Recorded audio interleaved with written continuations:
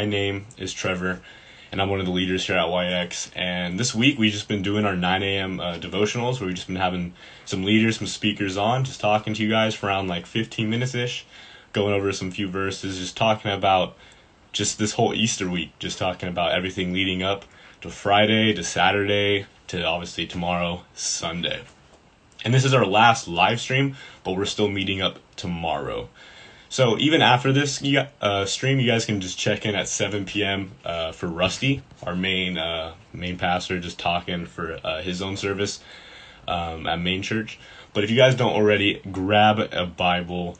If you have one, it could be honestly, it could be a physical one, it could be a digital one, whatever it might be, and also grab a journal. That would be amazing. What is up, Mia? Good morning to all y'all. We're about to start, so if you guys just have a Bible, a journal, whatever it might be. But today is Saturday, day 7 of our 8-day series. And this is like one of the non-eventful ones, because it is eventful, but it might be not like really kind of spoken on. And obviously today is Holy Saturday. And we had Good Friday, talking about the crucifixion and everything that went on. What's up, Mia? What's up, Matt? And we were just talking about the crucifixion, and obviously tomorrow's Sunday, the big resurrection. But we always talk about the death and resurrection, but we never, ever really kind of talk about that middle day of what happened on Holy Saturday. Because between the cross and the empty tomb, Jesus entered the state of death. But he was working. And I think this is just relates to anything in our life of just when everything seems still, everything's hope. All the followers of Jesus are like, oh, he's dead. And like, it's over. That next day is just super sad because they're like, oh, where's the resurrection? What's going on?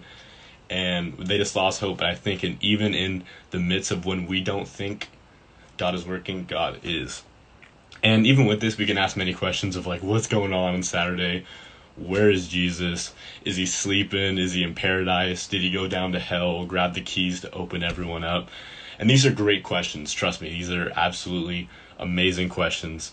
But pursuing these answers are leading to healthy considerations, but also to controversy. We don't want to need these speculations to also just focus on the biblical value of Holy Saturday. So what does this mean for us? We're going to be going over a few verses really fast. So this one is Matthew 27, 62, 66. I'll be reading it for you guys. So I'll let you guys get the Bible out. Matthew 27, 62 through 66.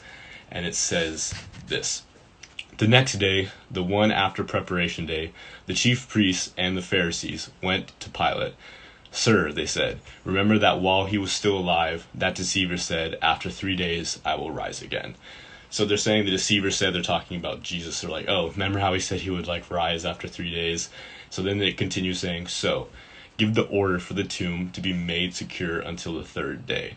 Otherwise, his disciples may come and steal the body and tell the people that he has been raised from the dead.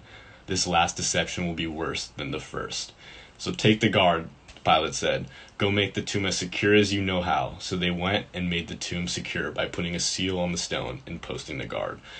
So pretty much what they're talking about is, hey, like, we're going to make sure that all the followers, they can't pull any hoax. Like, we're going to guard this as much as possible. We're going to make sure no hoax happens, no joke happens. Like, if he's really going to rise again, if this deceiver is going to rise again, he's going to rise by himself, not with his disciples rising him through the streets.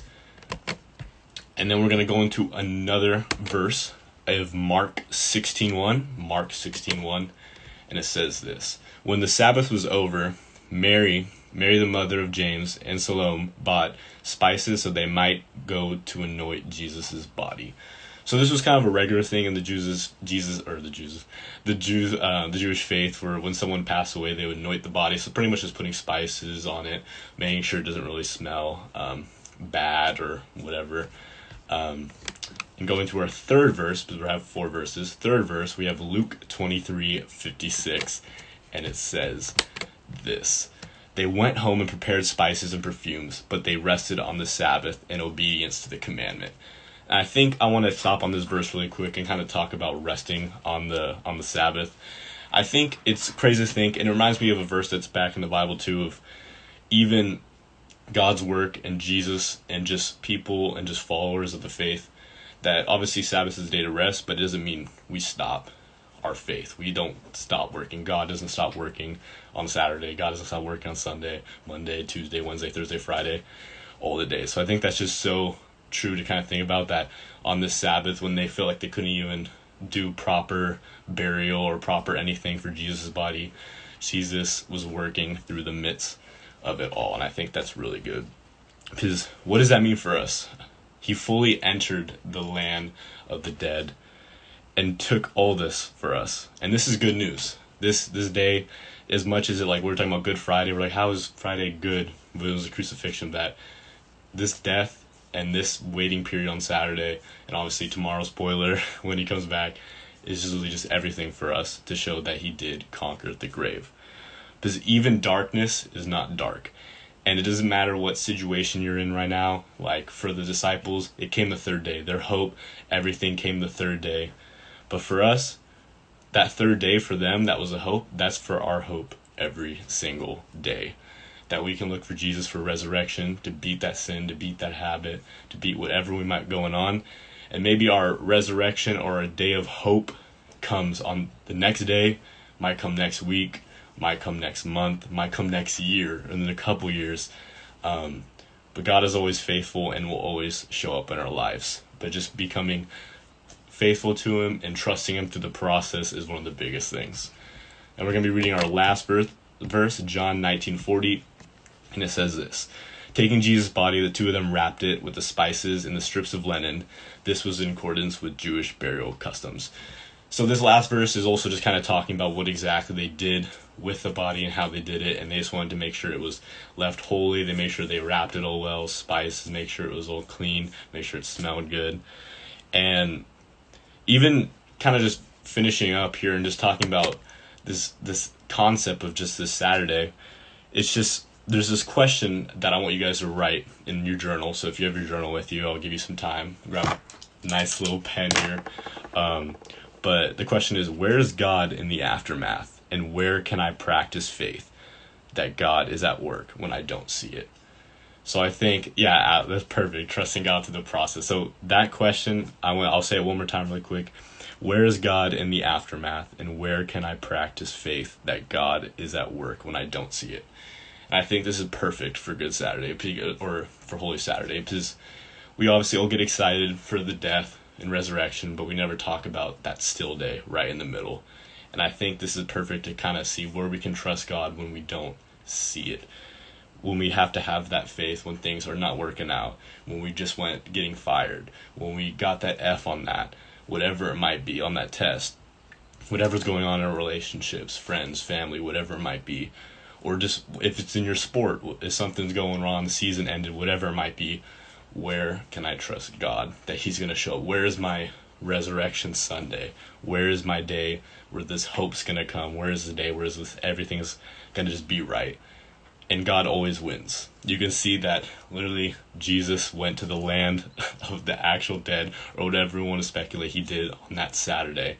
And he came out of it alive, and we are alive through him. And I think that's just an amazing truth that we can just rely on every single day, no matter what's going on. His disciples had that hope coming.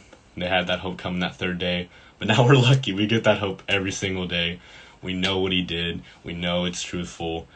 And he got up. I was talking to Matt yesterday about all these gods. They all died. Little G, all these gods died. But our God, he got up. That